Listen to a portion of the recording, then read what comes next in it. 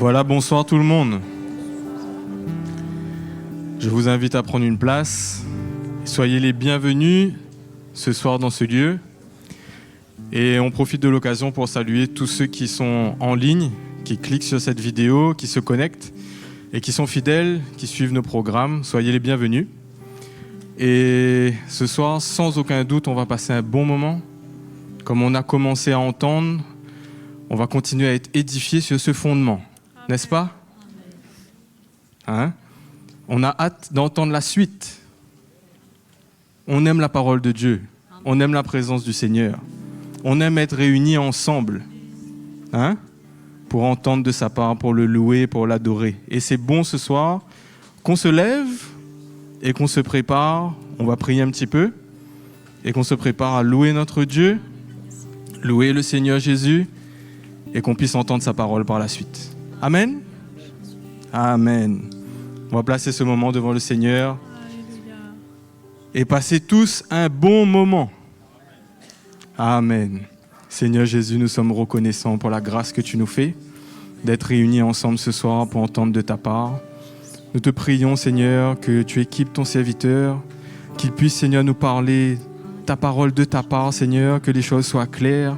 Et nous avons des cœurs grands ouverts, nous avons soif d'entendre de ta part. Nous voulons entendre, Seigneur, ce que tu veux nous dire, car nous ne voulons pas rester les mêmes, mais nous voulons que nos vies continuent à changer. Nous voulons, comme nous avons entendu, continuer à être construits, à te ressembler de plus en plus, que nous puissions être changés à ton image. Nous prions, Seigneur, pour que tu continues à construire ton Église, c'est-à-dire nos vies mêmes. Que tu nous révèles ton plan, Seigneur, clairement ce soir. Que tu nous amènes, Seigneur, à comprendre ce que tu veux pour nos vies. Parce que ce que nous voulons, c'est vivre des vies qui te plaisent, qui te sont agréables. Seigneur, nous voulons, Seigneur, vivre pour toi. Et de plus en plus, apprends-nous à comment prendre notre croix, comment donner notre vie. Oh Seigneur, nous te bénissons, nous te remercions pour ce moment. Alléluia. Amen. Amen. Je ne connais d'autre nom que Jésus, aucun nom si doux, si merveilleux. Je ne connais d'autre nom que Jésus, alléluia. Je ne connais d'autre nom que Jésus, aucun nom si doux, si merveilleux. Je ne connais d'autre nom que Jésus.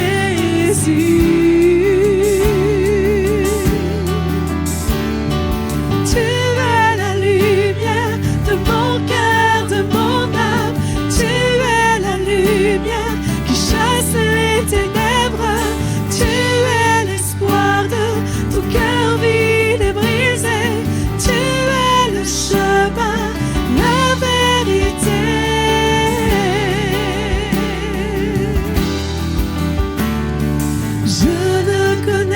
D'autre nom que Jésus, aucun nom si doux, si merveilleux. Je ne connais d'autre nom que Jésus. Je ne connais d'autre nom que Jésus, aucun nom si doux, si merveilleux. Je ne connais d'autre nom que Jésus, attends-le. Tu es la lumière de mon cœur, de mon âme. Tu es la lumière qui chasse les ténèbres.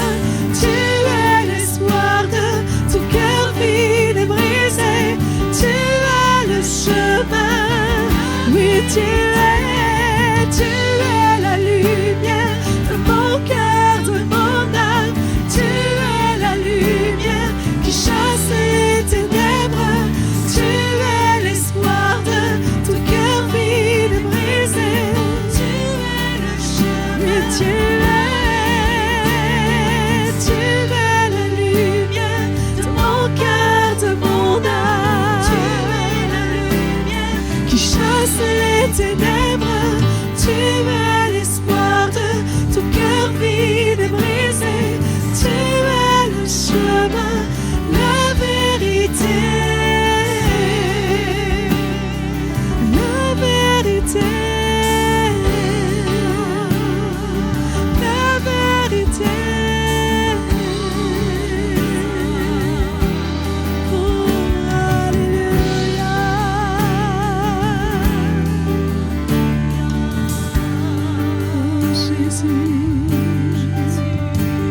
combien j'admire tes demeures.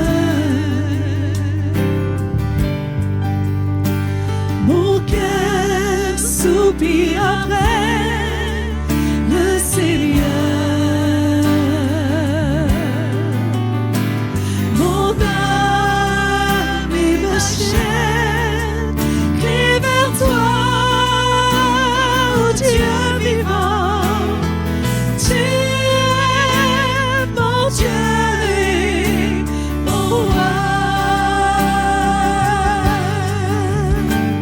Combien j'admire tes demeures. Mon cœur soupire après le Seigneur. Alléluia. Mon âme et ma chair crient vers toi, ô Dieu vivant. Tu es mon Dieu et mon roi. Oui, combien j'admire tes demeures. Mon cœur soupire après toi, Seigneur. Mon âme et ma chair crient vers toi, ô Dieu vivant. Tu es mon Dieu et mon roi. Oui, mon âme et ma chair crient vers toi, ô Dieu vivant. Tu es mon Dieu et mon roi. Tu es mon Dieu et mon roi. Tu es mon Dieu et mon roi. Alléluia, alléluia. Tu es mon Dieu. Jésus.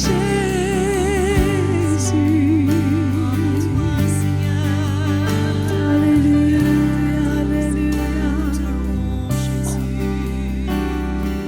Je n'ai pas la force de concevoir quoi que ce soit,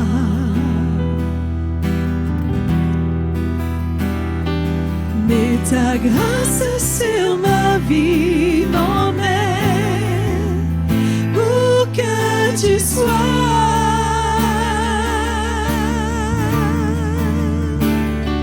C'est pourquoi tous mes désirs se portent vers toi, Jésus.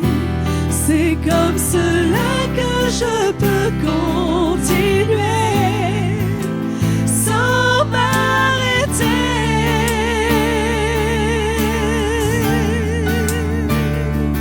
Oh mon Dieu, mon Dieu.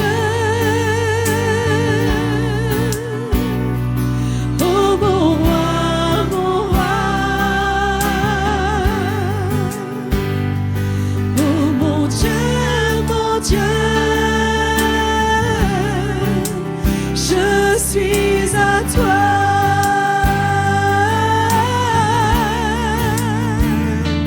Oh mon Dieu, mon Dieu. Oh mon roi, mon roi. Oh mon Dieu, mon Dieu. Je suis à toi.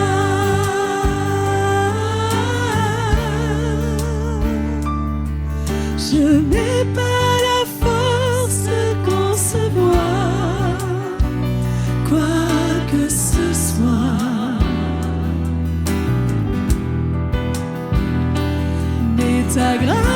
sur ma vie m'emmène où que tu sois.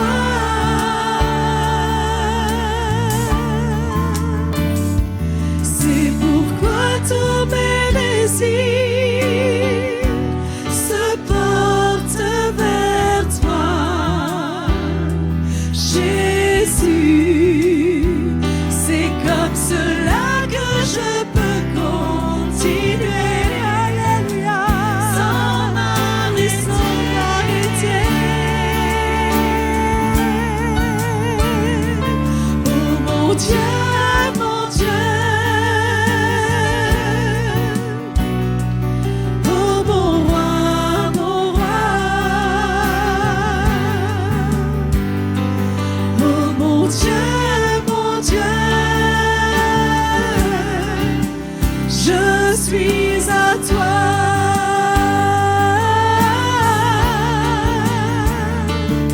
Oh mon Dieu, mon Dieu. Oh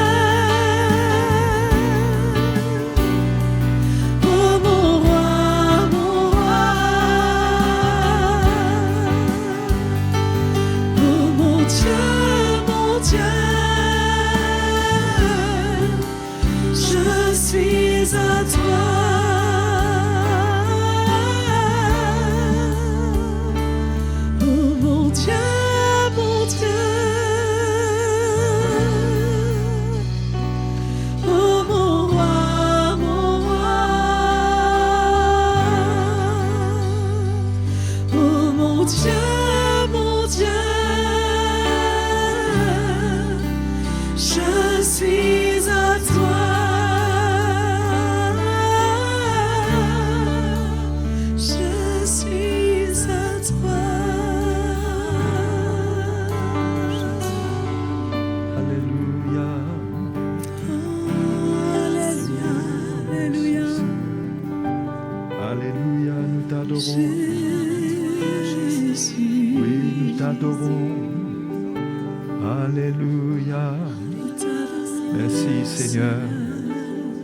Merci Seigneur.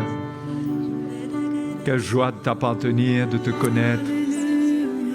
Quelle joie de connaître ton plan pour nos vies et de plus en plus réaliser la grâce que nous avons, le privilège que nous avons de te connaître, de te laisser travailler nos vies, nous changer, parce que tu nous as destinés non pas à la colère mais à la vie éternelle. Tu nous prépares pour l'éternité et nous voulons te remercier pour ta fidélité sur ce chemin que nous avons emprunté. Tu es avec nous tous les jours jusqu'à la fin du monde. Nous voulons te remercier pour cela, Seigneur, parce que tu ne te lasses pas de nous. Tu es avec nous par ton amour, par ta patience, par ta grâce. Tu nous accompagnes, tu es avec nous, tu nous soutiens, tu œuvres en nous.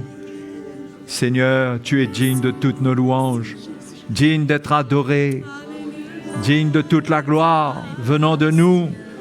Oui, nous voulons te donner la louange, la gloire, l'honneur. Seigneur, merci, merci pour ta grâce et pour ta bonté manifestée envers nous. Oh Dieu, merci pour ta grâce. Alléluia, merci Seigneur. Amen. Bonsoir, bonsoir les frères et sœurs. Vous allez bien? Je suppose que vous avez prié pour cette réunion parce que le Seigneur m'a inspiré d'autres choses encore avant d'attaquer à propos de la chair en ce qui concerne la révélation de Christ crucifié. Et je voudrais continuer à parler du sang. Donc j'espère que ça vous va, que je ne tienne pas ma parole à cause de cela. Ça va tout le monde? Parce que je vous avais donné rendez-vous pour une certaine suite, mais ça ne sera pas pour ce soir, certainement la semaine prochaine. OK? Ça va? Bon, assurez-vous que la personne qui est à côté de vous, elle est bien disposée. Ça va? Demandez. Hein, c'est OK, on ne perd pas le sourire, on est content. On est là, on glorifie le Seigneur, notre Dieu qui nous a sauvés. Hein? Alléluia. Comme c'est bon d'être un enfant de Dieu. Et de plus en plus, quand nous avons la lumière de son plan, nous réalisons ce grand salut qui nous a été donné. Hein? Ce n'est pas juste nous éviter la perdition éternelle, ce qui est déjà très grand. Mais quand on réalise la grandeur du plan de Dieu pour nous, ce qu'il a fait de nous, ce que nous sommes destinés à être, hein, choses dont nous n'avons pas toute la lumière, hein, mais il y a une espérance qui est dans notre cœur par le Saint-Esprit. Et d'avance, nous pouvons nous réjouir. Si notre cœur est pur, nous pouvons nous réjouir en espérance. Hein? Alléluia! Donc, que ceux qui nous suivent en ligne aussi, que vous soyez bénis, je vous souhaite la bienvenue et que tous ensemble, on puisse bénéficier de la parole du Seigneur. Donc, on va lire ce soir dans Hébreux chapitre 9 et le verset 15. Et je voudrais commencer par insister sur le sang de Christ, le sang, déjà d'une manière générale, mais encore plus le sang de Jésus, qui est le point central de l'alliance, de pratiquement toute alliance. Quand dans une alliance, Dieu est impliqué en ce qui concerne la rédemption, il y a le sang qui vient. En l'occurrence, pour nous, sous la nouvelle alliance, Jésus a versé son sang. Donc, Hébreux chapitre 9, verset 15. Et c'est pour cela qu'il est le médiateur d'une nouvelle alliance, afin que la mort étant intervenue pour le rachat des transgressions commises sous la première alliance, ceux qui ont été appelés reçoivent l'héritage éternel qui leur a été promis. Déjà, on peut voir que l'ancienne alliance ne pouvait pas donner l'héritage qui avait été promis au peuple de Dieu, n'était pas suffisant pour leur transmettre l'héritage que le Seigneur a pour son peuple et avait pour le peuple juif sous l'ancienne alliance. Il fallait une meilleure alliance, une autre alliance. Et le sang de Christ a été versé pour racheter les péchés, les transgressions commises sous l'ancienne alliance, afin que les croyants de l'ancienne alliance, ils soient délivrés de la malédiction de la loi et qu'ils puissent, par la foi, hériter du Seigneur. Un héritage éternel. Car là où il y a un testament, il est nécessaire que la mort du testateur soit constatée. Le testateur, c'est celui qui fait le testament, qui lègue l'héritage. Il faut que sa mort soit constatée. Un testament, en effet, n'est valable qu'en cas de mort, puisqu'il n'a aucune force tant que le testateur vit. Voilà pourquoi c'est avec du sang que même la première alliance fut inaugurée.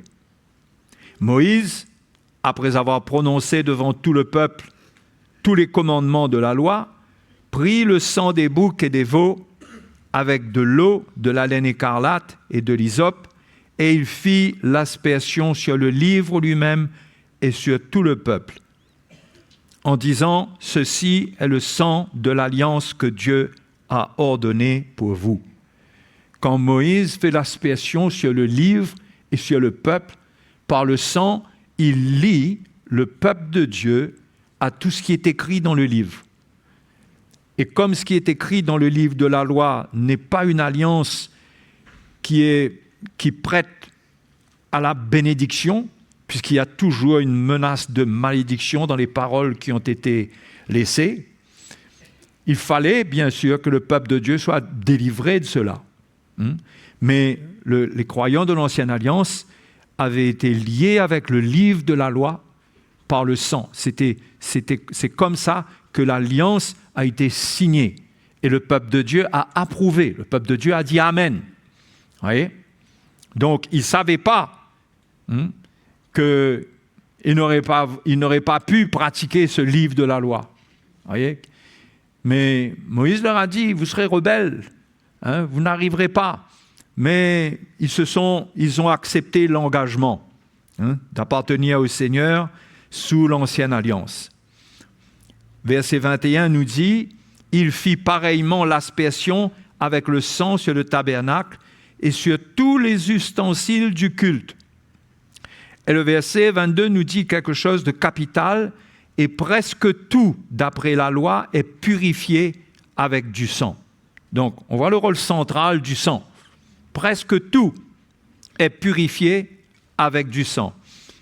Et sans effusion de sang, il n'y a pas de pardon. Donc, le sang est fondamental pour obtenir le pardon.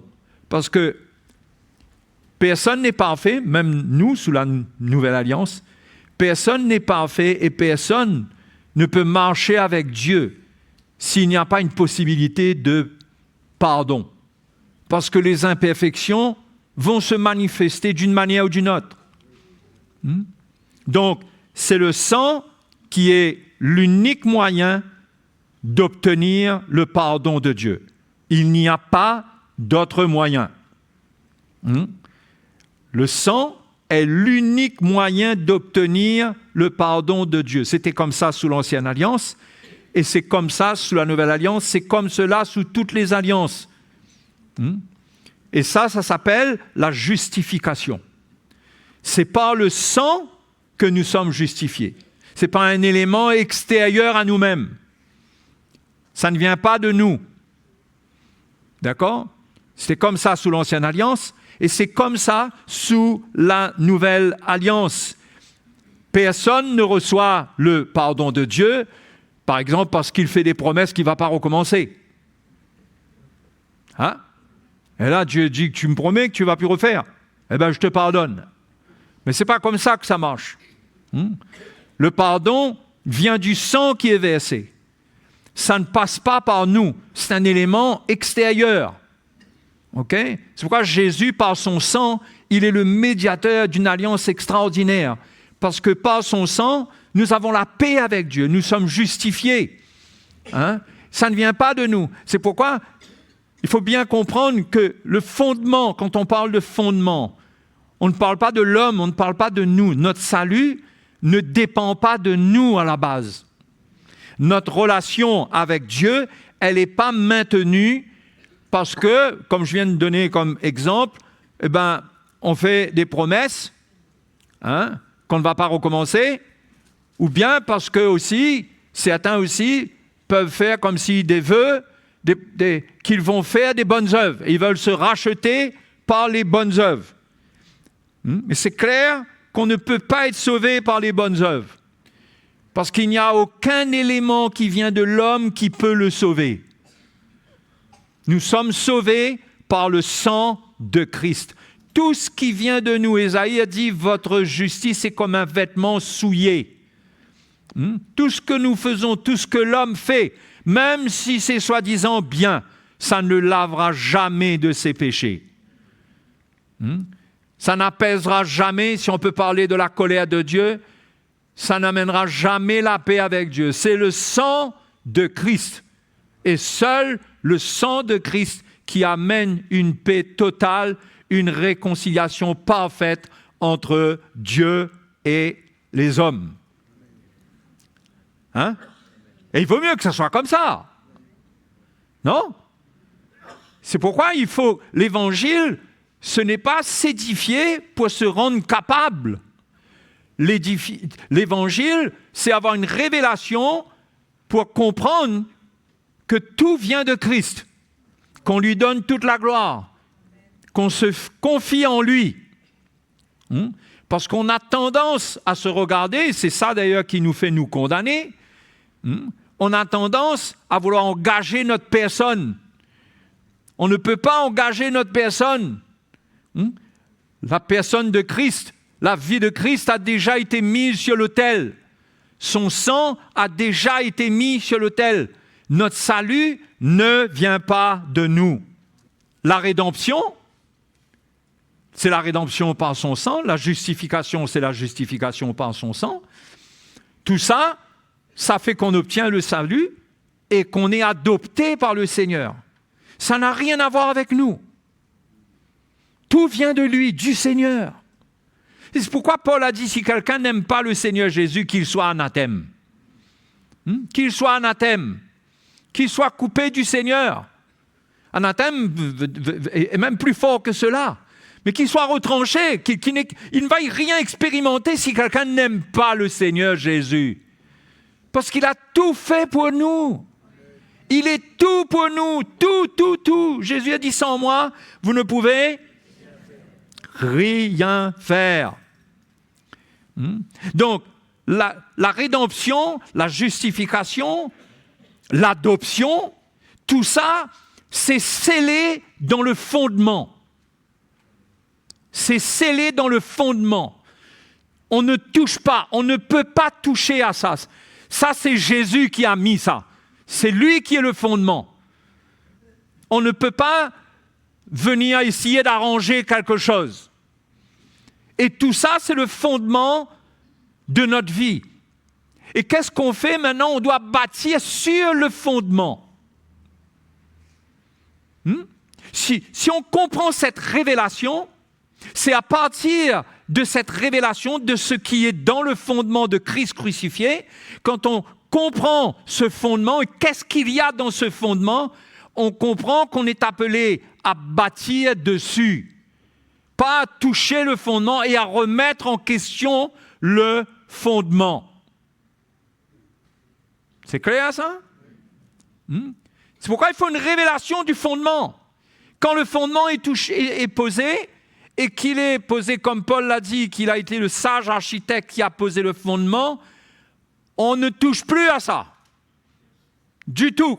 On a été racheté, on a été justifié, on est sauvé, on est adopté, on appartient au Seigneur. Ça ne vient pas de nous, c'est lui qui a établi ça. C'est lui. Donc, notre salut dépend de lui. Et nous croyons simplement. Souvenez-vous dans 1 Corinthiens chapitre 3, qu'est-ce que Paul dit concernant le fondement? Regardons ensemble. Parce qu'il parle de bâtir dessus.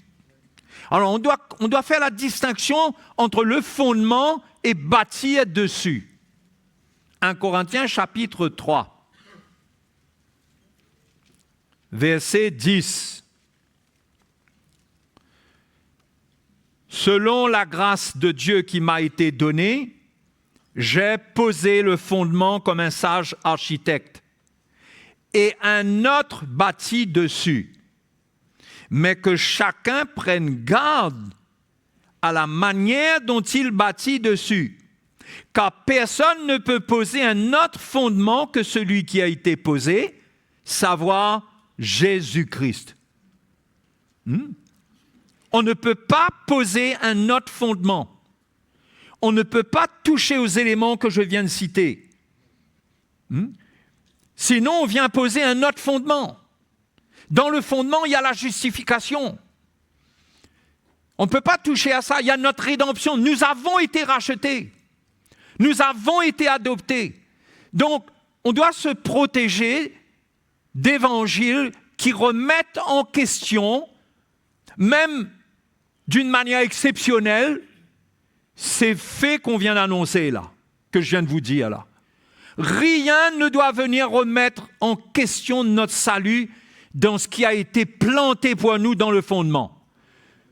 Et il ne doit pas y avoir de doctrine qui soit acceptée, qui vienne toucher à ces éléments fondamentaux qui sont dans le fondement, à savoir qui sont en Christ pour nous, qui sont établis en Jésus-Christ pour nous. C'est lui le fondement. Si on touche à ça, c'est comme si on vient toucher à la personne du Seigneur même. Et il y a des doctrines qui font cela. C'est pourquoi Paul a parlé d'un autre Jésus pour les Corinthiens. Il parle d'un autre évangile, d'un autre esprit, d'un autre Jésus. Mais nous sommes appelés, les serviteurs de Dieu, à bâtir sur le fondement. Sur le fondement. Mais à ne pas toucher au fondement. Et si nous acceptons Jésus-Christ comme le fondement, d'après les éléments que j'ai donnés par exemple, eh bien, nous allons voir l'œuvre de Dieu. À condition, bien sûr, que nous bâtissions sur le fondement selon la révélation de la parole de Dieu. Mais ce qui est déjà acquis pour tout chrétien né de nouveau, c'est qu'il a été justifié, il a été racheté par le sang, il est sauvé, il a la vie éternelle, il a été adopté, il appartient au Seigneur. Ça avant même que la construction commence, ça. Il n'y a pas besoin d'une construction dessus pour faire que quelqu'un soit sauvé.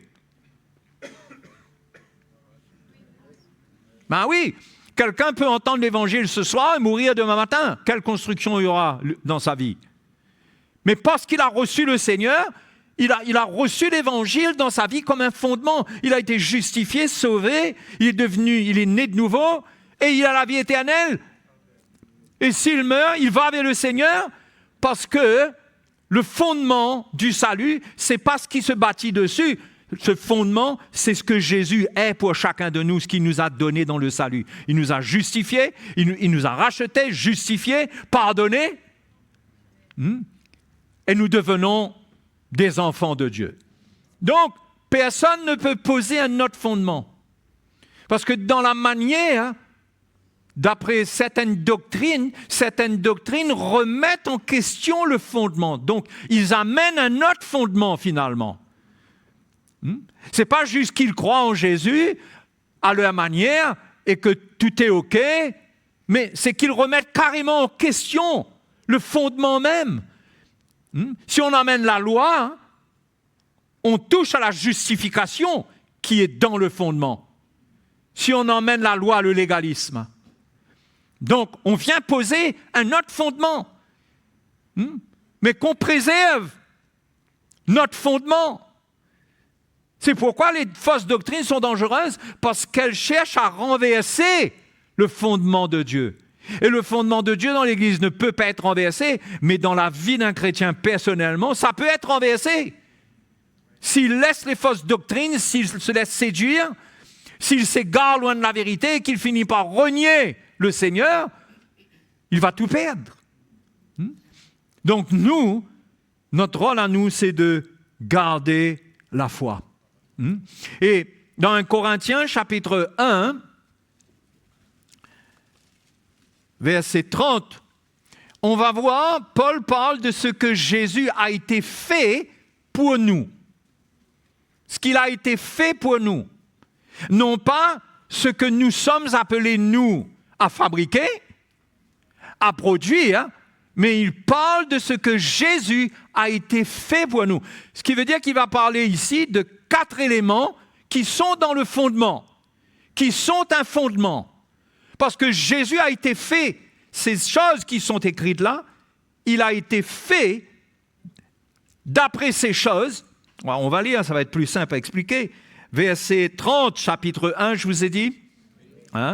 Or, c'est par lui que vous êtes en Jésus-Christ, qui par la volonté de Dieu a été fait pour nous. Sagesse, justice, sanctification et rédemption, afin que, comme il est écrit, que celui qui se glorifie dans le Seigneur. Ce qui veut dire que ces choses que nous voyons là, nous sommes appelés à les expérimenter de la part du Seigneur. C'est pas nous. Jésus a été fait ces choses-là. Enfin, excusez mon français, mais c'est assez compliqué de bien dire les choses quand c'est écrit comme ça. Mais il a été fait pour nous sagesse. Donc, c'est lui la sagesse de Dieu. Nous n'avons rien à emmener. Nous n'avons rien à produire de nous-mêmes. Nous n'avons pas à avoir notre propre pensée. Nous devons trouver la sagesse qu'il est devenu pour nous. Qui est dans le fondement. Il y a une sagesse en Jésus-Christ comme fondation pour notre vie. Il a été fait ça pour nous. Ça a été posé en nous comme fondement. Il y a une sagesse de l'Évangile qui est posée comme fondement dans nos vies, avec laquelle nous devons travailler, non pas avec notre propre sagesse. Ensuite, il a été fait pour nous justice. Nous ne pouvons pas avoir notre propre justice. Quand nous sommes sur le fondement et que nous voulons une construction sur le fondement, alors nous acceptons la justice de Dieu manifestée par Jésus-Christ. Il a été fait pour nous justice. Ma justice, ce n'est pas moi-même. Si ma justice, c'est moi-même, je serai vaincu. Ma justice, c'est Christ, qui est mort pour moi. Il a été fait justice pour moi. Parce que je ne pouvais pas me sauver avec ma propre justice. Ça s'appelle la justification. C'est lui qui me justifie. C'est pourquoi je ne peux pas tourner mes regards vers moi-même. Parce que si je regarde à moi-même, je vais me décourager. Il faut que je reste sur le fondement. Le fondement, c'est Christ. Il a été fait justice. Ça vient de lui, la justice, qui me déclare innocent, qui me pardonne. Il a été fait pour moi sanctification. C'est lui ma sanctification. La sanctification m'est garantie, non pas parce que je vais de plus en plus être quelqu'un de bien, qui par ma propre force va rejeter le mal, va devenir pur. C'est impossible. C'est impossible de se sanctifier par soi-même. Bien sûr que la parole de Dieu nous dit « sanctifiez-vous » et tout ça, bien sûr. Mais ça ne veut pas dire que la sanctification, c'est une force, on va avoir la force de se sanctifier par nous-mêmes.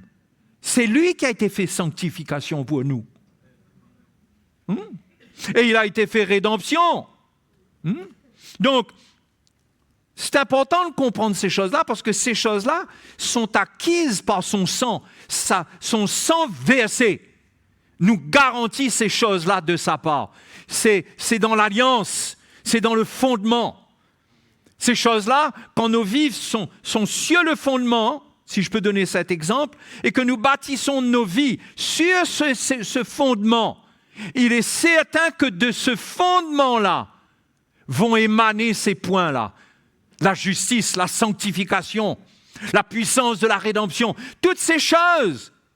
Quand je m'aligne avec le fondement, il y a une grâce dans ce fondement pour manifester la sagesse de Dieu, la justice de Dieu, la sanctification.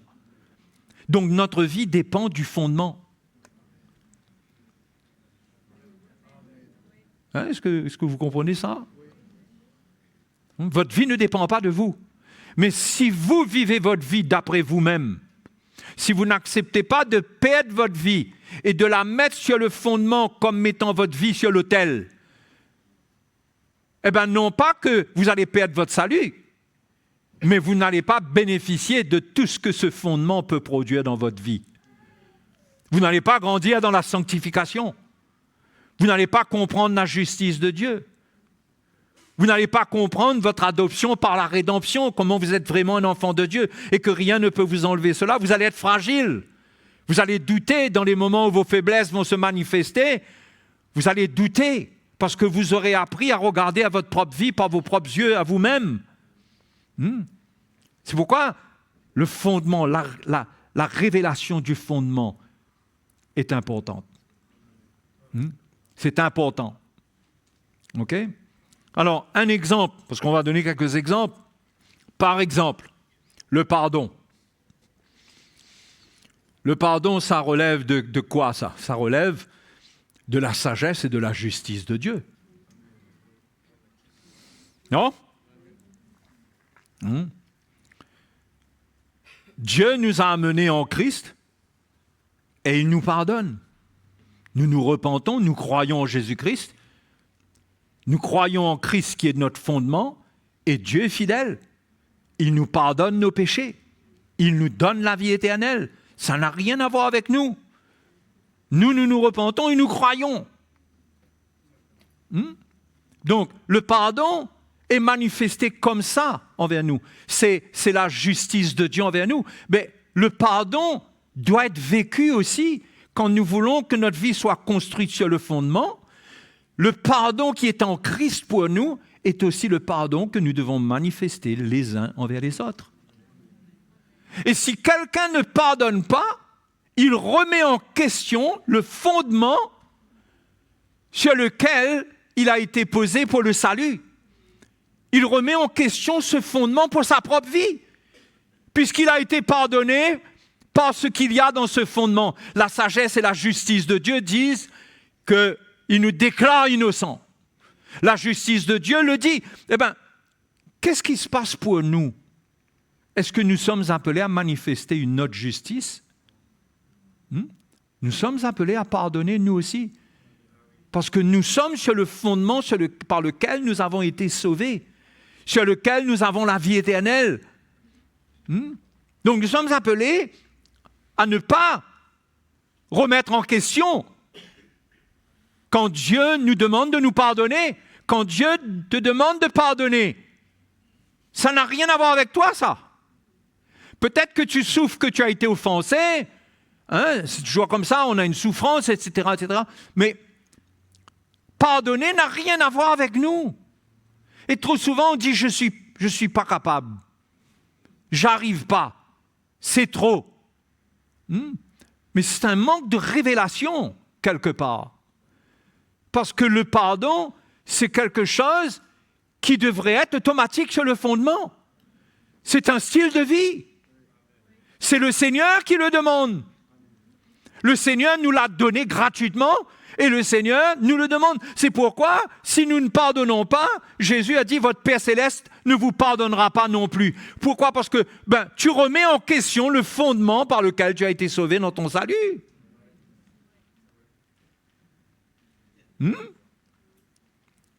Si tu veux bénéficier de la vie qu'il y a sur le fondement, il faut que tu vives selon la justice qui est dans le fondement. Tu bâtis dessus. Tu bâtis dessus. C'est important. Celui qui ne pardonne pas, il va s'en trouver mal, très mal. Pas bien, il va être tourmenté. Parce que c'est incompatible avec le fondement. Et il ne pourra pas être construit parce qu'il porte un élément qui est étranger au fondement. Sur le fondement, Dieu pardonne. Dieu nous a pardonné et il a posé ce fondement-là en nous. Pourquoi? Pour que nous puissions nous aussi pardonner. Si nous sommes des enfants de Dieu et il y a une grâce de Dieu de pardonner, cela vient de Christ. Peut-être que nous pouvons avoir été blessés, mais jusqu'à quel point un chrétien se laisse gagner par des blessures au point qu'il n'est pas prêt à pardonner? Souvent, le chrétien peut vivre une vie tellement charnelle, il n'est pas édifié sur le fondement, que lorsque les problèmes arrivent, on dirait que c'est trop tard. Il est déjà gagné par l'amertume, il n'arrive pas à réagir. C'est un manque d'édification en tant qu'une pierre vivante sur la pierre vivante qui est Christ, la pierre d'angle. Normalement, on devrait être en mesure de pardonner toutes les offenses qui viennent sur notre chemin.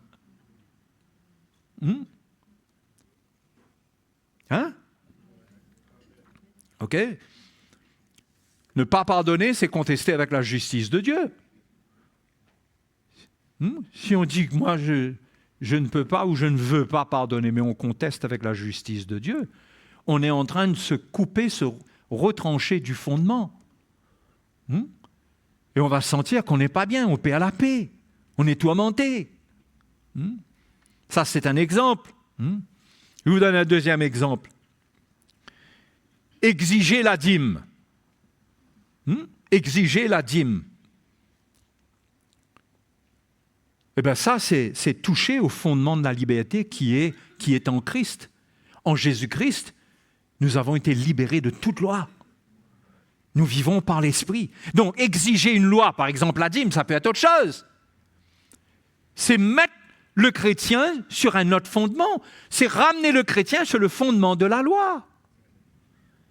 Là où il n'y avait pas de liberté, là où la dîme était un objet de malédiction s'il n'y avait pas d'obéissance.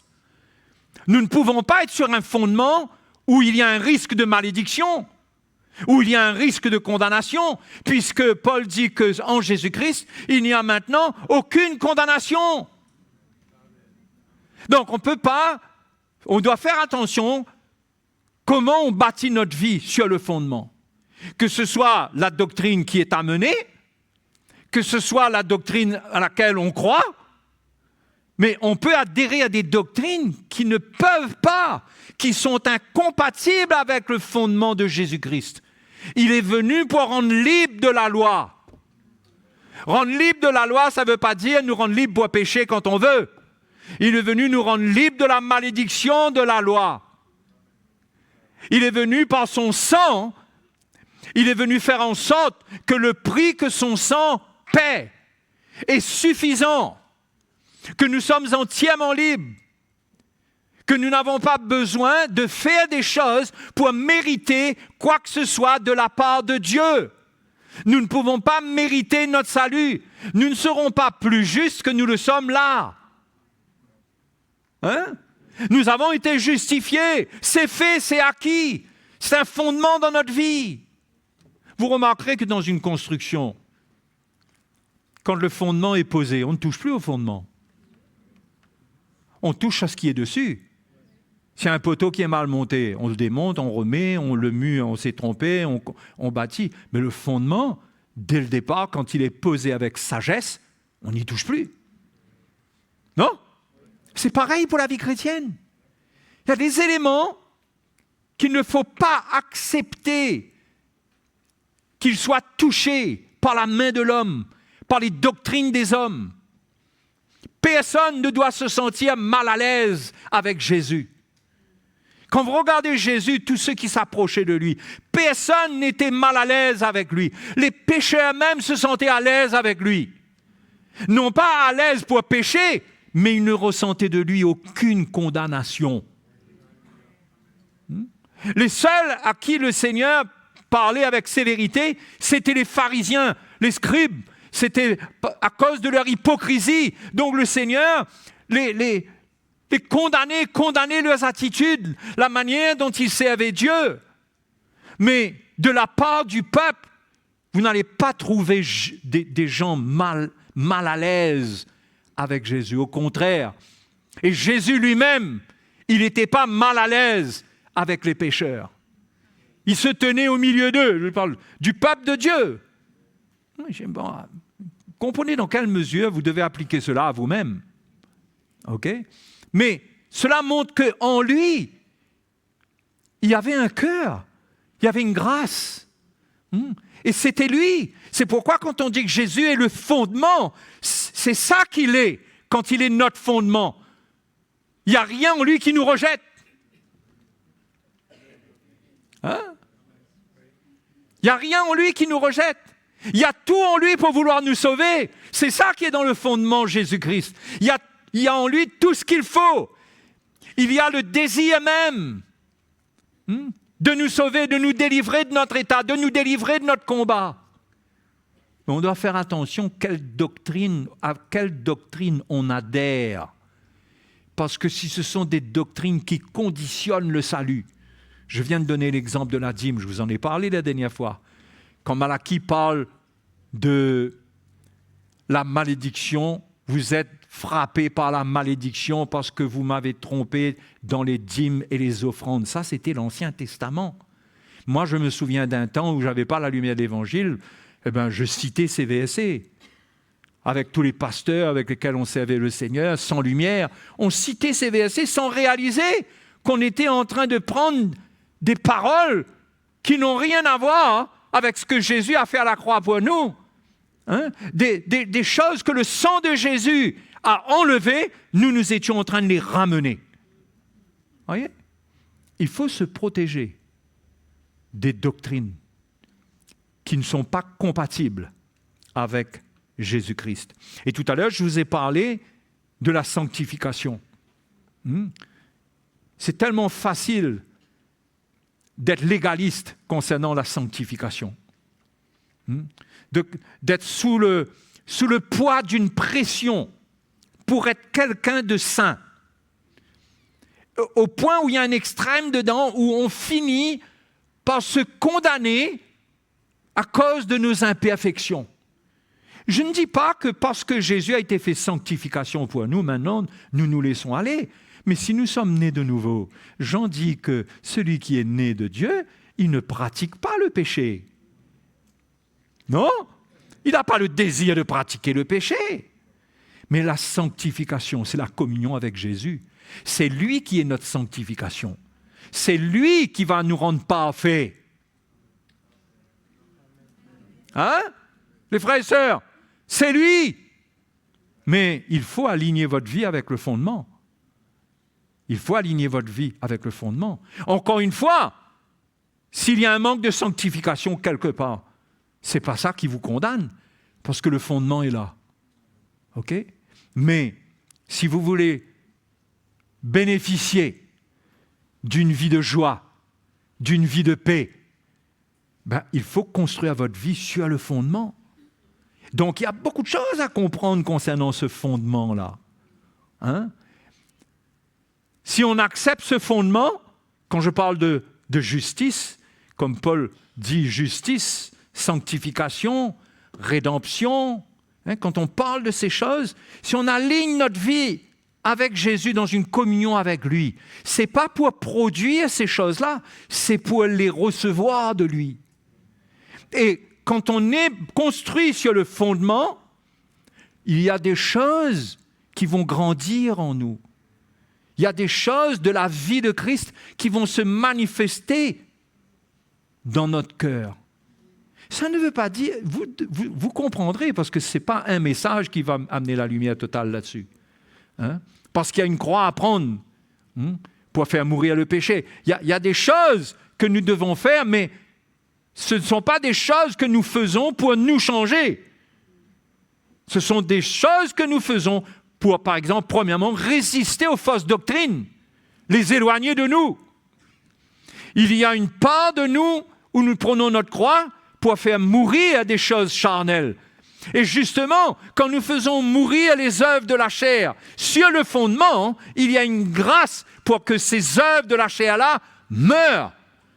Parce que la mort des œuvres de la chair appartient à Jésus-Christ, qui est mort pour nos péchés, qui a crucifié la chair.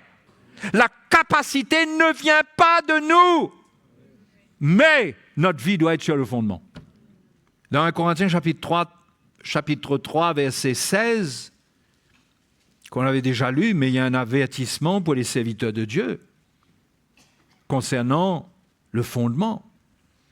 Et on peut voir là que, regardez, 1 Corinthiens chapitre 3, verset 16. Ne savez-vous pas que vous êtes le temple de Dieu et que l'Esprit de Dieu habite en vous? Si quelqu'un détruit le temple de Dieu, Dieu le détruira, car le temple de Dieu est saint et c'est ce que vous êtes. Le temple de Dieu est détruit quand on renverse le fondement, quand on vient poser un autre fondement. Et il y a là-dedans un avertissement pour les serviteurs de Dieu. Nous-mêmes, nous devons avoir la crainte du Seigneur quand nous construisons sur ce fondement. Mais gloire à Dieu, je crois que le Seigneur nous a révélé sa parole et nous avons une protection dans nos relations pour ne pas détruire le peuple de Dieu, le temple de Dieu, pour ne pas toucher au fondement de l'Évangile. Mais ça peut arriver, qu'on déraille un petit peu, qu'on déborde un peu. Mais nous sommes là pour veiller que le travail qui se fait, ce qui est annoncé, les interventions, que ce soit fait selon le fondement, selon le cœur de Christ, selon Jésus-Christ, le fondement. Donc, quand même au milieu de nous, il y a une sécurité.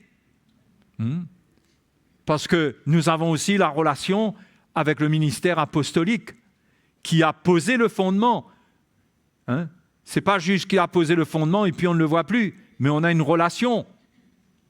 On a une relation, on a des visites des frères qui viennent pour sentir quel genre de construction est en train de prendre place. Et l'Église est en sécurité.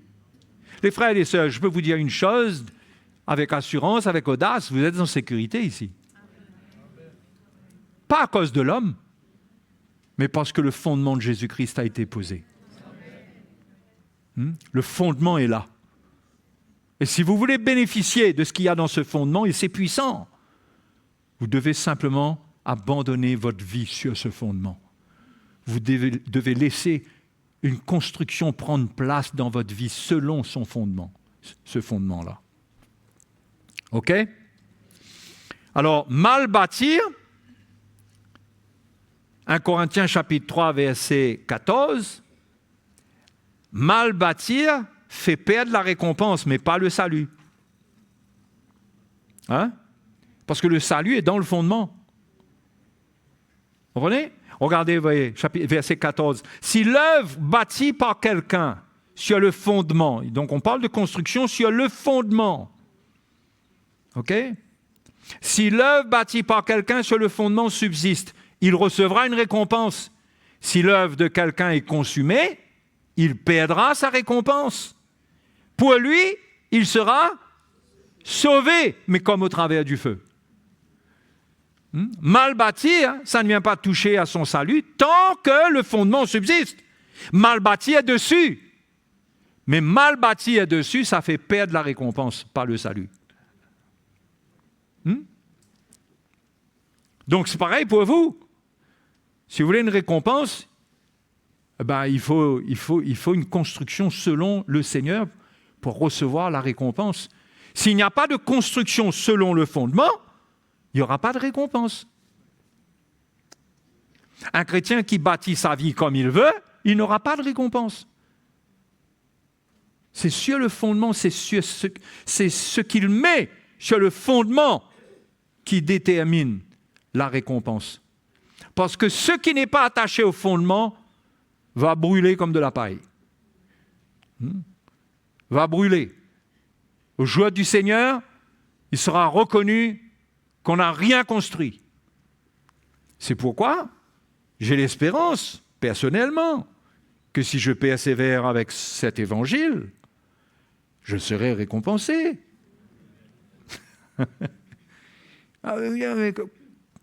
Qu'en sais-tu, frère? J'en sais que si je fais ce que Dieu dit, j'ai l'assurance que je serai récompensé. Si je bâtis sur le fondement, j'ai cette assurance. Parce qu'en ce qui concerne mes imperfections, ce n'est pas ça qui me disqualifie, parce que mes imperfections sont prises en compte dans le fondement sur lequel je suis. Je suis sauvé. Je suis racheté. OK? Ça ne veut pas dire maintenant je sers le Seigneur, je fais n'importe quoi et que je vais avoir une grande récompense. Non. Tout ça marche ensemble, la sanctification, servir le Seigneur. Mais les imperfections, on en aura jusqu'à la fin. Jusqu'à la fin, on aura des imperfections. Mais le Seigneur lui-même nous délivrera de nos imperfections. C'est rassurant, non? C'est dans Colossiens, ça. Chapitre 1, verset 22, on le lit à partir du verset 21. Avant cela, Paul parle de la paix qu'on a par le sang de sa croix, au verset 20. D'accord? Et le verset 21 dit « Et vous, qui étiez autrefois étrangers et ennemis par vos pensées et par vos mauvaises œuvres, il vous a maintenant réconciliés par sa mort dans le corps de sa chair, pour vous faire paraître devant lui saint, sans défaut et sans reproche. » Quand ça va se passer, ça? Ça va se passer à l'avènement du Seigneur ou à la résurrection. C'est lui qui nous fera paraître devant lui, sans défaut, saint, irréprochable. Mais jusque-là, nous n'aurons pas cette perfection-là. Nous aspirerons à cette perfection. Nous rechercherons un perfectionnement pendant nos jours de notre vie terrestre. Nous voudrons le perfectionnement, l'amélioration de notre vie chrétienne, de notre vie spirituelle, rentrer dans la maturité. Mais lui, il nous a réconciliés par sa mort afin de nous faire paraître devant lui saints, sans défaut et sans reproche. Si du moins vous demeurez fondés et inébranlables dans la foi, il faut rester dans la foi, c'est lui qui va produire cela. sans vous détourner de l'espérance de l'évangile que vous avez entendu et qui a été prêché à toute créature sous le ciel et dont moi, Paul, j'ai été fait ministre. C'est lui, mes frères et sœurs, c'est lui qui va nous faire paraître devant lui saints sans défaut. Ce n'est pas nous qui allons entrer dans une perfection. Nous ne pouvons pas nous sanctifier au point où nous sommes capables de nous tenir devant lui. C'est lui qui doit faire un miracle en nous, qui doit nous changer. À l'avènement du Seigneur, il y aura la résurrection en premier, il y aura l'enlèvement de l'Église, nous serons changés en un clin d'œil, nous serons transformés à son image, nous serons libérés de toutes nos imperfections, nous serons ce jour-là rendus parfaits. C'est son œuvre, c'est sa puissance, c'est pas nous. C'est pas merveilleux, ça? Non, mais dites-moi franchement.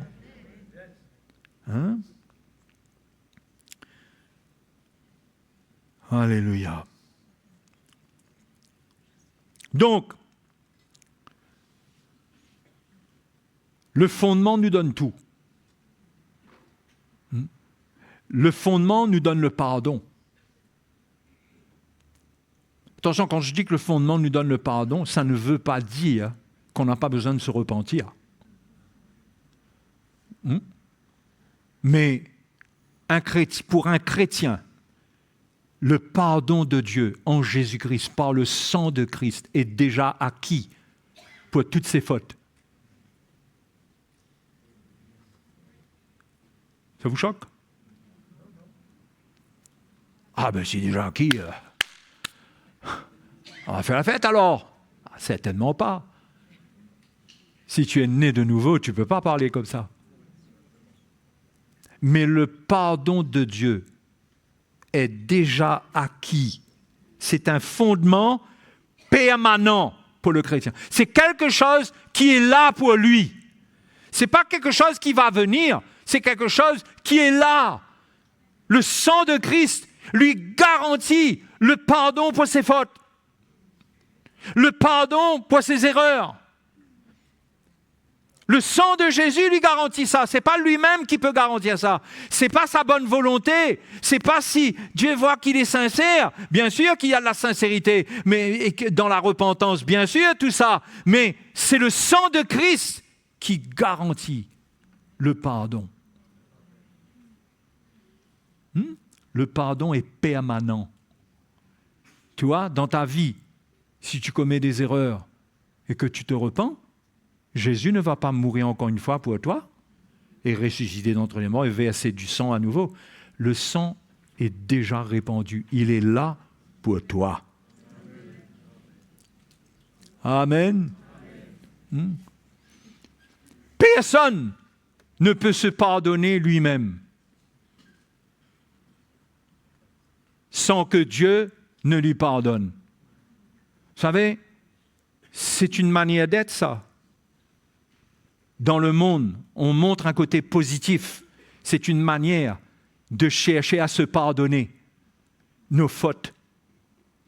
On essaye d'expliquer les choses de manière à ne pas voir le péché comme une faute, mais on explique la normalité de ces choses. Et ça invite les gens à être positifs dans la vie, à ne pas être négatifs, à comprendre qu'il y a des choses que c'est normal. Et l'homme du monde, il se rassure avec cela, il se pardonne lui-même avec ça. Mais ça n'enlève pas le péché. Nous ne nous pardonnons pas nous-mêmes. Bien sûr que quand Dieu nous pardonne, nous avons besoin de nous pardonner nous-mêmes parce que nous pouvons continuer à nous torturer. Mais notre pardon, nous le tirons du Seigneur, nous l'obtenons de lui. Parce que son sang a été versé. C'est pas essayer d'être positif. On peut t'encourager à être positif, mais c'est pas ça qui te sort d'affaire. Mais repens-toi. On peut pas juste te dire, mon frère, prends courage. C'est des choses qui arrivent, prends courage. Non! Si tu sens que ta conscience te condamne concernant quelque chose, Repens-toi, c'est le seul moyen divin parce que le sang de Christ appelle à la repentance et c'est le sang de Christ qui nettoie. Mais ce sang-là demande de toi la repentance, la foi et la repentance. Il n'y a rien que tu vas manifester de toi-même pour te sentir bien. Et si tu te sens bien sans la repentance, c'est que tu es en train de tricher quelque part, tu es en train de mentir à ton cœur. Jusqu'à quand un chrétien peut-il se mentir s'il n'a pas la paix? Quand le péché n'est pas ôté, n'est pas purifié, on ne peut pas être bien. Donc, la repentance est importante. Elle est importante. Le pardon est là, mais la repentance est un élément important pour le chrétien. Un chrétien doit vivre avec un esprit de repentance. Et l'ennemi du chrétien par rapport à la repentance, c'est son orgueil. C'est son orgueil. Il ne veut pas reconnaître que le péché est là. Et quand il ne se repent pas, c'est pas que ça le condamne, c'est pas que ça le détruit totalement, mais quand le péché est là et n'est pas purifié, ça devient une porte pour l'ennemi, ça devient un sujet de tourment et ça devient un cancer dans son âme. L'esprit de repentance est important et ça, c'est avec l'humilité qu'on transporte cela. Quand Dieu nous expose, quand Dieu nous parle, quand nous voyons notre état, nous ne devons pas la repentance, ce n'est pas se condamner, c'est confesser, c'est reconnaître. C'est reconnaître. C'est simple. Et c'est comme ça qu'on est purifié, qu'on est pardonné. C'est ce que Jean dit, allons lire dans 1 Jean, vous allez voir. 1 Jean chapitre 1.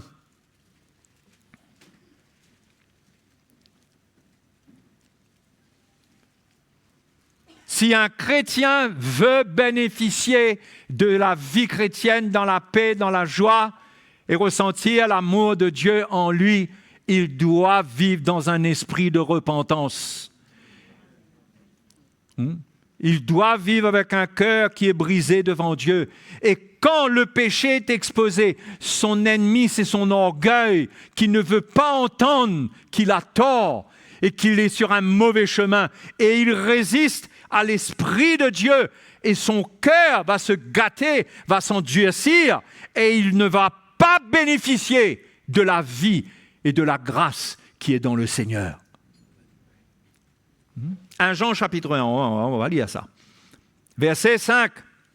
La nouvelle que nous avons apprise de lui et que nous vous annonçons, c'est que Dieu est lumière et qu'il n'y a point en lui de ténèbres. Si nous disons que nous sommes en communion avec lui et que nous marchions dans les ténèbres, nous mentons et nous ne pratiquons pas la vérité. Ça parle à des chrétiens, là, ça parle pas, ça inclut pas les païens. Là, c'est les chrétiens qui sont concernés, là. Si nous marchons dans les ténèbres, si nous disons que nous sommes en communion avec lui et que nous marchons dans les ténèbres, c'est-à-dire que nous marchons dans des attitudes d'iniquité et de péché, et que nous résistons à la vérité, et que nous endurcissons notre cœur, et que nous manifestons de l'orgueil, et que nous disons que malgré tout, nous sommes en communion avec lui. Jean dit, nous mentons et nous ne pratiquons pas la vérité. Mais, si nous marchons dans la lumière, comme il est lui-même dans la lumière, si on marche dans la lumière, c'est-à-dire, ce n'est pas la perfection 100%, mais c'est une attitude parfaite qui nous permet d'être en communion avec Dieu dans la lumière, c'est que nous sommes transparents, c'est que nous sommes prêts, que Dieu nous parle, que le Seigneur nous reprenne, que quelqu'un nous reprenne, que l'Évangile nous reprenne. Nous sommes prêts à nous repentir, nous sommes dans la lumière, là nous marchons dans la lumière. Mais si nous refusons la lumière, nous marchons dans les ténèbres. Mais Dieu n'est pas dans les ténèbres, Dieu est dans la lumière. Si nous voulons une communion avec lui, nous ne pouvons pas marcher dans les ténèbres, avec des attitudes où nous résistons à la vérité. C'est pourquoi il y a un gros problème avec l'orgueil de l'homme. Donc, si nous marchons dans la lumière comme il est lui-même dans la lumière, verset 7, nous sommes mutuellement en communion et le sang de Jésus, son Fils, nous purifie de tout péché. Vous voyez, le sang de Jésus est là pour nous. Mais le sang de Jésus, Jean parle de la purification du péché quand nous marchons dans la lumière. Mais un chrétien qui marche dans les ténèbres, comment va-t-il trouver la purification de son péché, puisqu'il résiste à la vérité qui lui parle? Il garde son état. Il continue dans les ténèbres et il va souffrir ce que les ténèbres transportent. Mais ce n'est pas à cela que Dieu nous a appelés.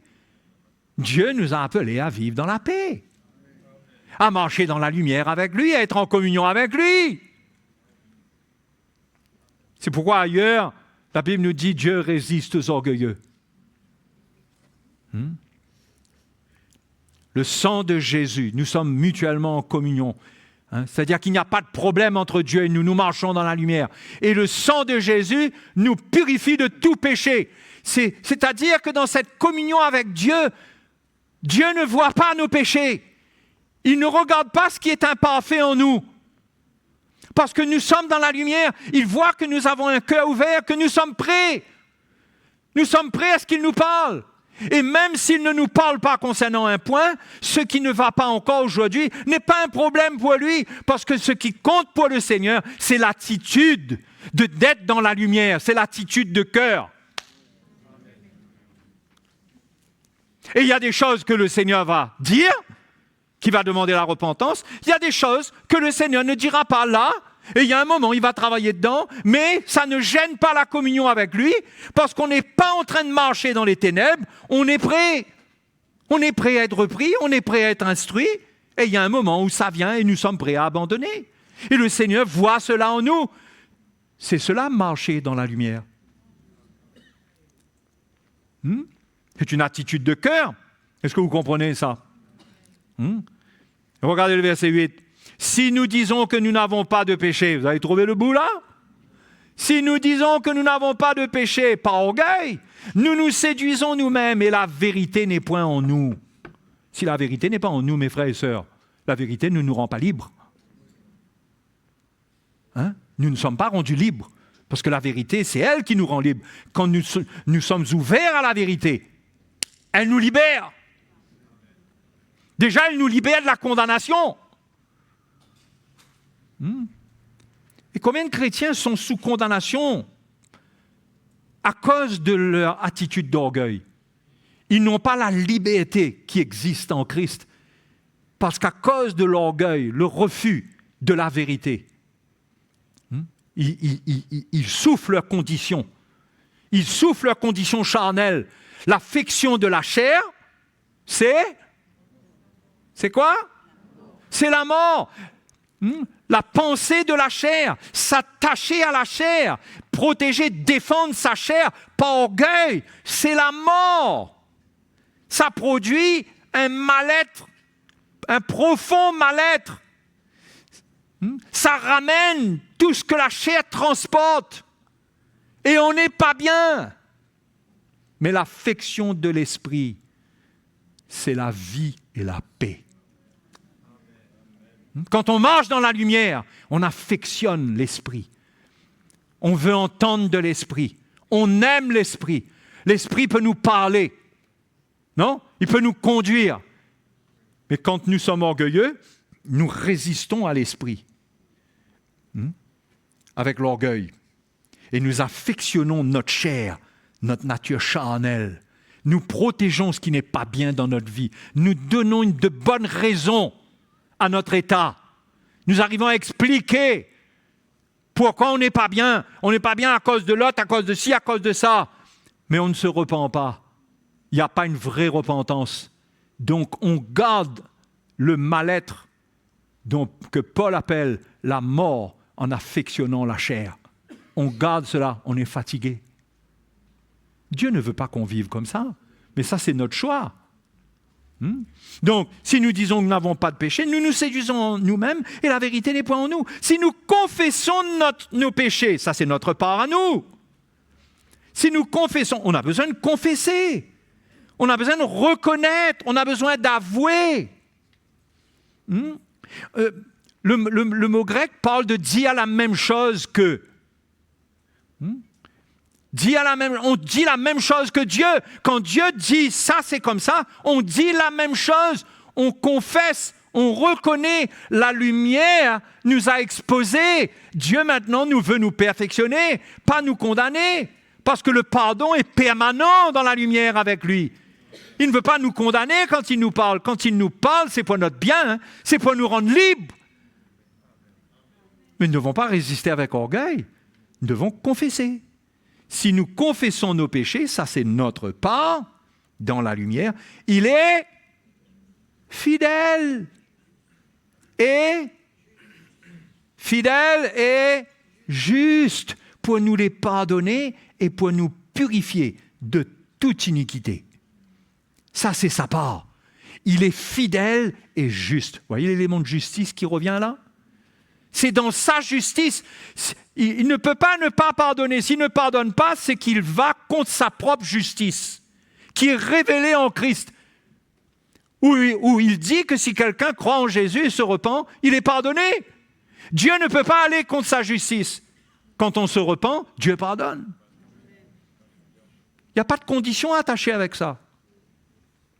Et il est fidèle. C'est-à-dire, Paul dit, si nous sommes infidèles, il demeure fidèle. Quand nous manifestons de l'infidélité, lui, il demeure fidèle. Il est fidèle et juste pour nous pardonner. Quand nos infidélités prennent le dessus, que nous ne restons pas fidèles à sa parole, que nous transgressons sa parole, cela ne le change pas par rapport à nous. Parce que ce qu'il nous a donné, il nous l'a donné une fois pour toutes. Nous sommes pardonnés, nous sommes rachetés, nous sommes justifiés, nous lui appartenons. Ce n'est pas quelque chose que lui-même remet en question. Parce qu'il est fidèle à sa parole, il est fidèle. Il ne changera pas sa parole. Et sa parole, par son alliance, ne change pas dépendant de notre état.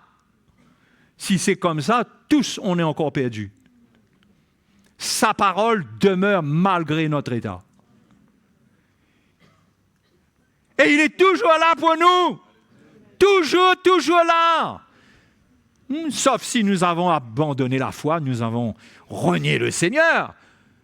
Parce que Paul dit que si nous le renions, il nous reniera. Mais tant que nous sommes là, et qu'il y a un cri dans notre cœur, et que nous voulons marcher avec lui, nous sommes faibles, mais nous reconnaissons, nous faillissons. C'est vrai, Seigneur, j'ai failli là, mais je te remercie de ce que tu es le roc de mon salut. Tu es le fondement de mon salut. Ce que tu m'as donné, ta parole me dit que c'est une fois pour toutes. Ce n'est pas quelque chose qui est encore à acquérir. Si nous disons que nous n'avons pas péché, nous le faisons menteur et sa parole n'est point en nous. Donc, notre relation avec Dieu, c'est une relation par sa parole. Quelle place nous donnons à sa parole? Sa parole. Et Jean dit au chapitre 2, « Mes petits-enfants, je vous écris ces choses afin que vous ne péchiez point. Et si quelqu'un a péché, donc ça peut arriver, et ça arrive, nous avons un avocat auprès du Père, Jésus-Christ le juste. Le juste. Il est fidèle et juste. Il ne peut pas trahir son alliance et trahir sa parole. Nous avons auprès du Père un avocat, Jésus-Christ le juste. Il est lui-même une victime expiatoire pour nos péchés, et non seulement pour les nôtres, mais aussi pour ceux du monde entier. Il est prêt à pardonner les péchés de n'importe quel homme qui se repent.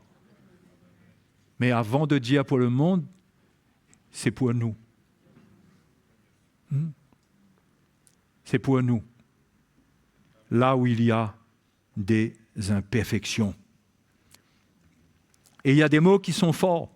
Allez dans Hébreux chapitre 10.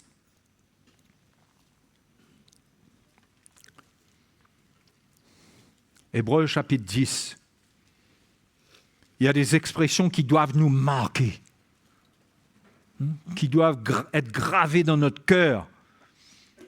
chapitre 10, verset 10. C'est en vertu de cette volonté.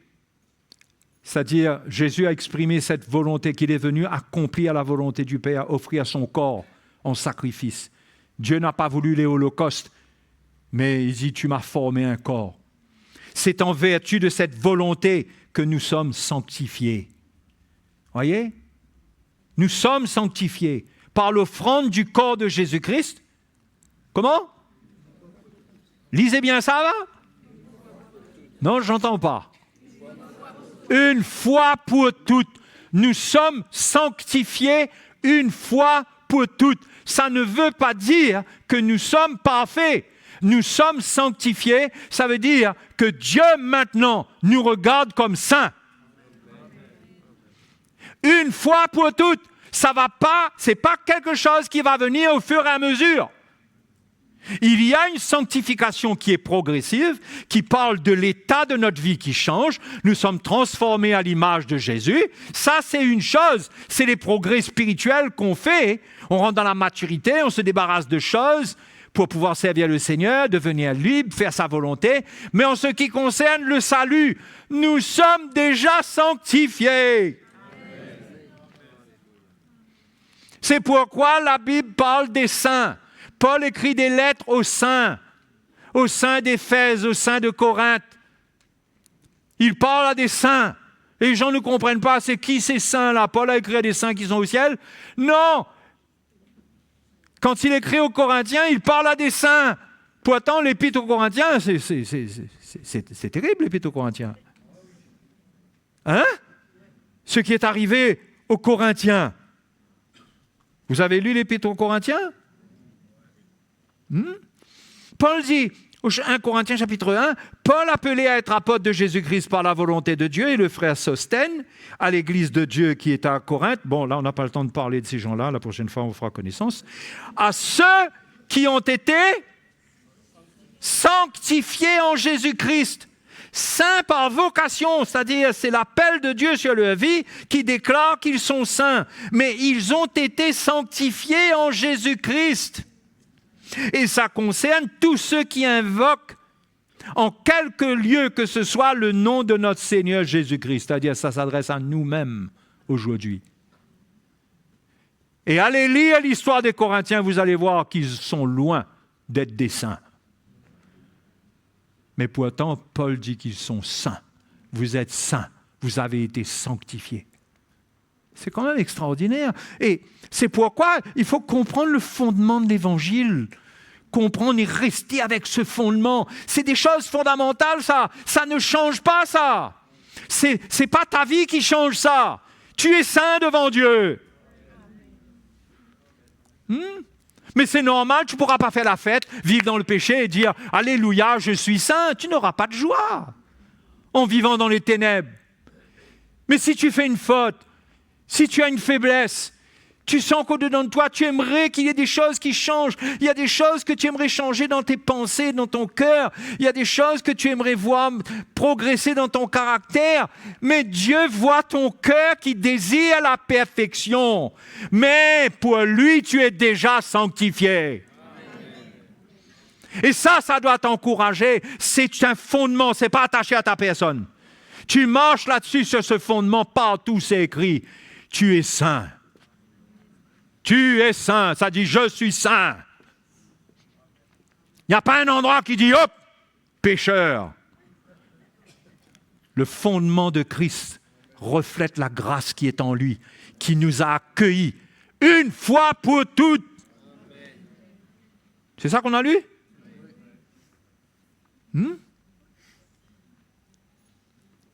Une fois pour toutes. Verset 11 de Hébreux chapitre 10.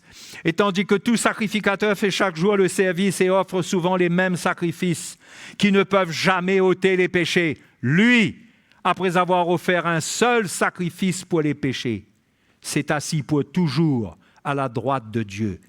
Il attend désormais que ses ennemis soient devenus son marchepied.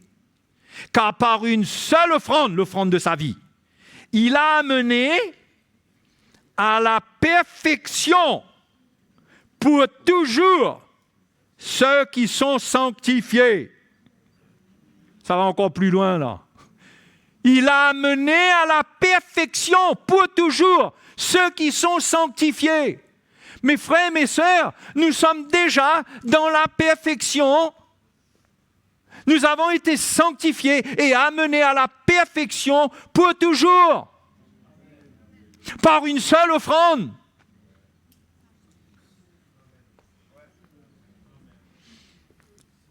On ne peut pas comparer, on ne peut pas regarder l'Évangile et regarder notre vie et essayer d'établir un juste milieu entre notre vie et l'Évangile. Dire oui, d'accord, il dit ça, mais non! Non! Là, ce que la Bible déclare, elle le déclare avec vérité. C'est vrai en Dieu, c'est vrai en Jésus-Christ. Et le sang de Christ qui a coulé à la croix parle mieux que celui d'Abel. Ça ne parle pas de vengeance lorsque tu as un problème. Ça parle de grâce. Tu es faible, mais ma grâce est là. Tu es tombé, mais ma grâce est toujours là pour toi. Hein? Je relis ce verset, c'est trop merveilleux. Car par une seule offrande, il a amené à la perfection pour toujours ceux qui sont sanctifiés. Verset 15, c'est ce que le Saint-Esprit nous atteste aussi, car après avoir dit, voici l'alliance que je ferai avec eux, après ces jours-là, dit le Seigneur, je mettrai mes lois dans leur cœur, je les écrirai dans leur esprit. C'est-à-dire qu'il n'y a plus de problème. Dieu maintenant, quand il n'y a plus de problème du péché là, il écrit ses lois dans notre cœur. Maintenant, nous sommes son ouvrage. Il travaille en nous, il nous révèle sa parole. D'accord? Et il ajoute, verset 17, et je ne me souviendrai plus de leurs péchés, ni de leurs iniquités. Et je ne me souviendrai plus.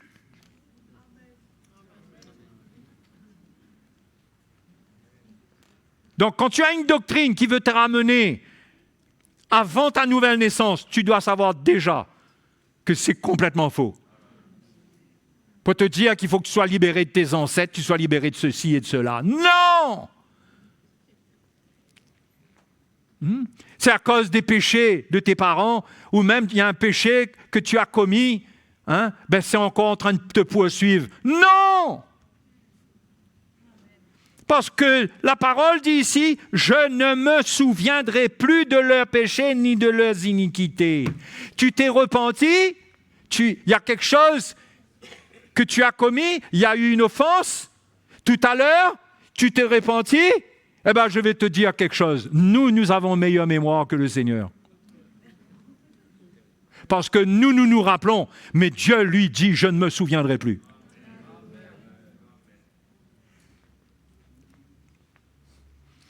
Verset 18. Or, là où il y a pardon des péchés, il n'y a plus d'offrande pour le péché. Il n'y a plus d'offrande. Là où il y a le pardon, il n'y a plus d'offrande. L'offrande a déjà été offerte.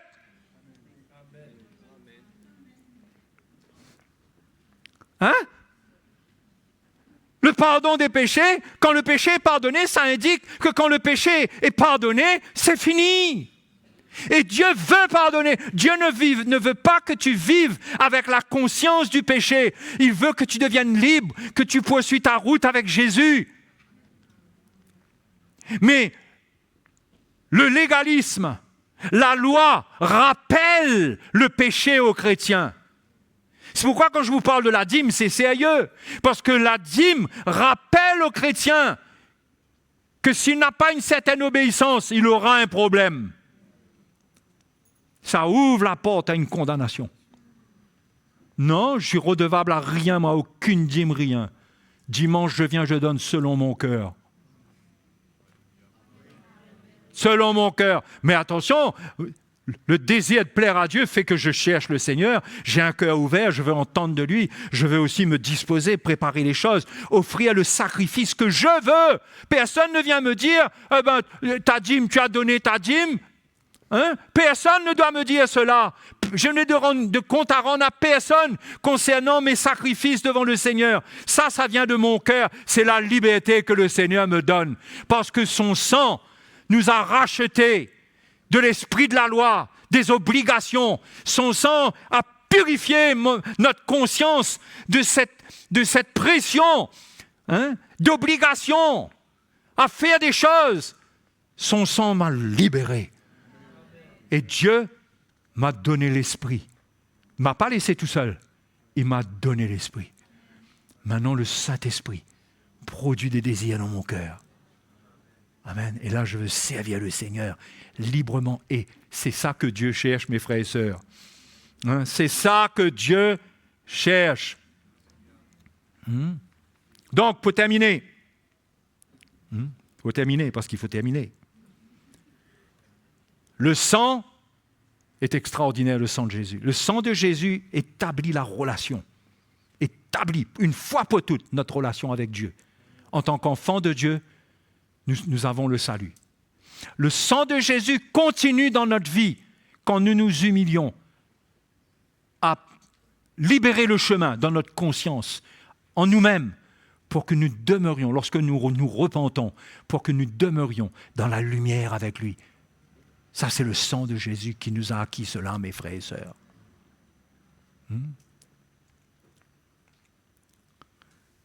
Le sang des animaux ne pouvait pas donner cela au peuple de l'Ancienne Alliance. C'est le sang de Jésus qui donne ça. Une purification totale pour se tenir devant Dieu, l'adorer en esprit, en vérité, le remercier. Alléluia. N'est-ce pas merveilleux? Il faut rester ferme là-dedans. Et ne pas en faire un prétexte pour se dire, bon, allez, moi je vais 3 mois en vacances, vous n'allez plus me voir, je ne vais plus écouter l'évangile, je vais aller faire la fête. Ben non. Si tu comprends la valeur du sang, ce que ça a coûté à Jésus de te racheter, tu ne vas pas faire n'importe quoi avec ta vie quand même. Ta vie a une valeur aux yeux de Dieu. Tu ne t'appartiens plus à toi-même. Je ne suis pas en train de dire que tu ne peux pas aller en vacances, là. Je veux bien comprendre ça. Mais c'est incroyable la liberté qu'on a. Réalisez la liberté qu'on a. On est libre, les frères et sœurs. On est libre. On n'a pas d'interdiction, on n'a pas d'obligation. Le sang de Jésus nous purifie. Le péché même cherche à coller avec nous. On se repent. Piouf, on est lavé, on est purifié. On continue avec Jésus. On prend notre croix et on continue avec lui. Et il est toujours là pour nous. Il ne nous fait pas dire attention la prochaine fois. On ne sent pas un doigt qui vient du ciel comme ça vers nous. Attention, il sait qu'il y aura encore peut-être une autre fois encore, qu'il y a des choses qui vont se passer encore, mais il a tout prévu. Et pour ça, on doit le remercier. On doit le remercier pour cela. Alléluia. Et ça doit remplir notre joie de reconnaissance. Et c'est avec cette reconnaissance qu'on doit le servir. C'est avec cette reconnaissance. C'est tout. Jusqu'à quel point tu es reconnaissant, toi? Quand on est reconnaissant, on n'a pas besoin de personne pour nous dire quoi donner, combien donner. On le fait de tout cœur. On sent le parfum de ce que l'on amène devant le Seigneur. Et on sent, sans se condamner, on dit, le Seigneur mérite, il mérite au moins ça, au moins. Comprenez? Et c'est notre cœur reconnaissant qui nous dispose à le servir. Ce n'est pas la loi. Donc, oubliez la loi. La loi va vous condamner. Oubliez la loi. La loi va vous condamner. Nous avons été rachetés de la loi. Alléluia. Amen. Allez, mettons-nous debout. Sache que ton malaise, ne vient pas de l'Évangile. Ton malaise vient de toi-même par rapport à l'Évangile. Ton malaise, c'est comment tu réagis à la vérité. Ton malaise, c'est ton orgueil qui te sert le malaise de la mort spirituelle sur un plateau. C'est ton orgueil qui est le plateau qui te fait te servir une odeur de mort. Ce n'est pas l'Évangile. L'Évangile, c'est l'Évangile de la vie. L'Évangile, c'est un appel à être heureux comme chrétien, à être bien dans son cœur. Où es-tu ce soir? Où est ton cœur? C'est pourquoi on annonce l'Évangile, pour que tu comprennes ce fondement-là. Tu comprennes que dans cette fondation, Dieu a enterré ses bénédictions dans cette fondation-là. Personne ne peut aller fouiller dedans. Il faut complètement tout renverser et mettre quelque chose d'autre en place. Mais dans ce fondement, il y a tout ce qu'il nous faut. Tout ce qu'il nous faut. Alléluia. Hein? Et là, on est sur ce fondement et on sent que notre cœur s'attendrit. On sent qu'on est bien. On sent que notre cœur change, notre cœur de mari change.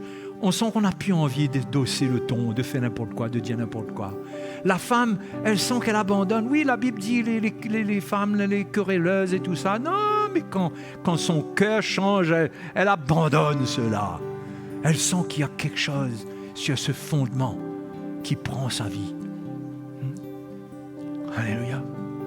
Mais il y a encore des choses à comprendre. On va continuer à parler. Et pour ce soir, allons remercier le Seigneur. Simplement être reconnaissant. Vous êtes reconnaissant envers le Seigneur? Vous êtes reconnaissant pour ce que Jésus a fait pour vous? Vous êtes reconnaissant pour son sacrifice? Son sang a coulé? Ce n'était pas juste du sang liquide comme ça. Ça avait une valeur éternelle. On a obtenu une rédemption éternelle. Oh, on le remercie.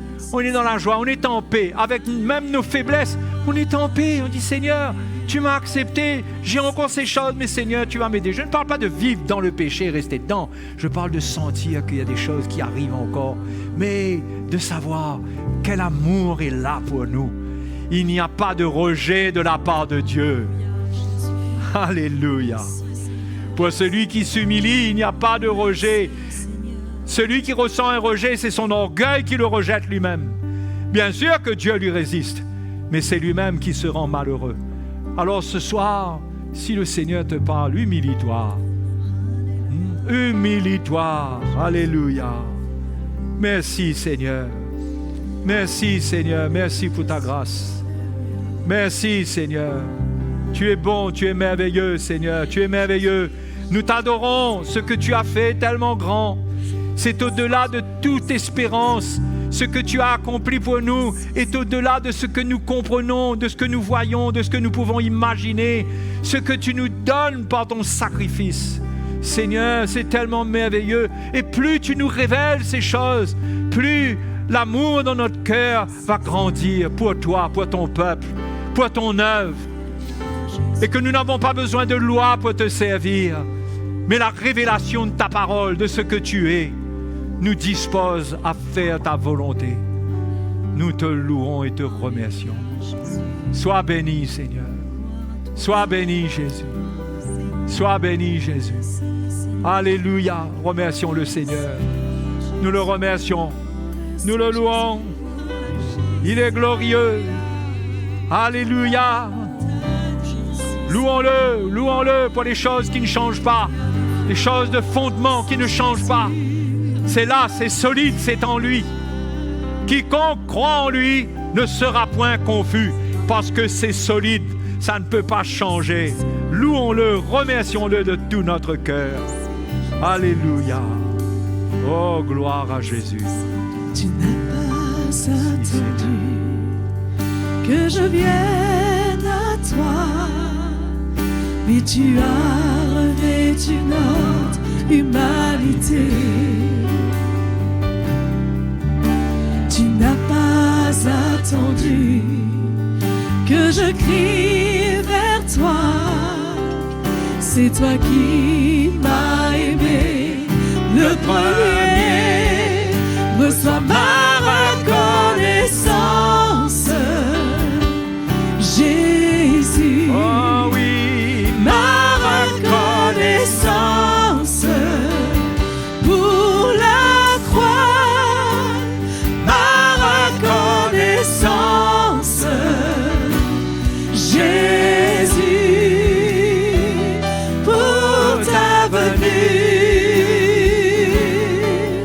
ton amour, ton salut.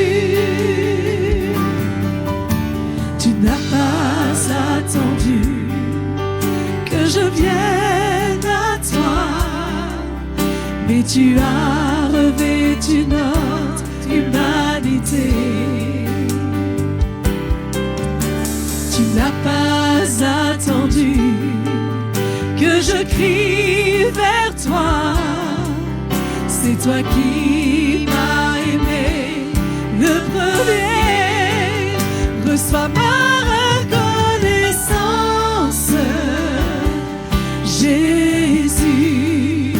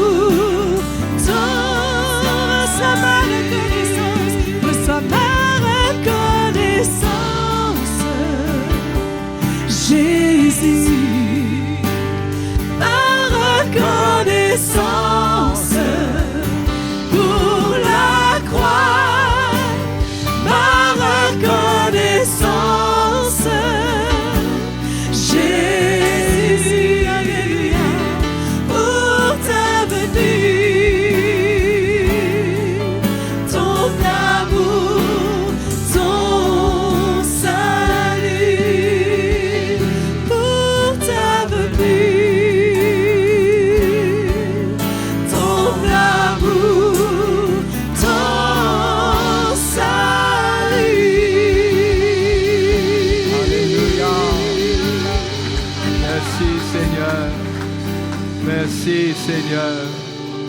Alléluia. Alléluia. Un jour, nous le verrons face à face. Notre joie sera complète. Hein? C'est merveilleux, hein, de savoir que nous sommes dans la fin, que Jésus va tout restaurer. Même il y aura 1000 ans qui vont venir sur la terre là, où c'est son royaume qui sera établi pendant 1000 ans.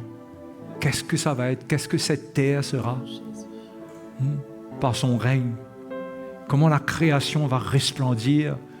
La Bible dit la création même attend, hein, la révélation des fils de Dieu. On va vivre des choses extraordinaires. Gardons la foi. Ne faisons pas partie du camp des rebelles. Ne faisons pas partie des vierges folles. Mais soignons nos lampes. Lubrifions nos lampes. Toutes les occasions que Dieu nous donne de ramasser de l'huile, de prendre de l'huile de cette révélation. Ramassons, prenons, mettons cela dans des vases en nous-mêmes. Parce que le jour vient où nous irons à sa rencontre. Alléluia. Eh bien, que le Seigneur vous bénisse et encouragez un saint autour de vous, hein, un frère, une sœur. Et si vous êtes là et que vous n'avez pas le témoignage que vous êtes saint dans le Seigneur parce que vous ne lui avez pas donné votre vie, n'ayez pas peur de vous approcher des serviteurs de Dieu qui sont là pour prier avec vous, pour que vous puissiez être sanctifiés. Hein? Rencontrez Jésus, vivez une expérience extraordinaire avec lui. Alléluia. Bonne soirée à vous tous. Prudence sur le chemin du retour. Que le Seigneur vous bénisse. Ta grâce a été révélée. Ta grâce a été déversée. Ta grâce coule de ton trône. Oui, c'est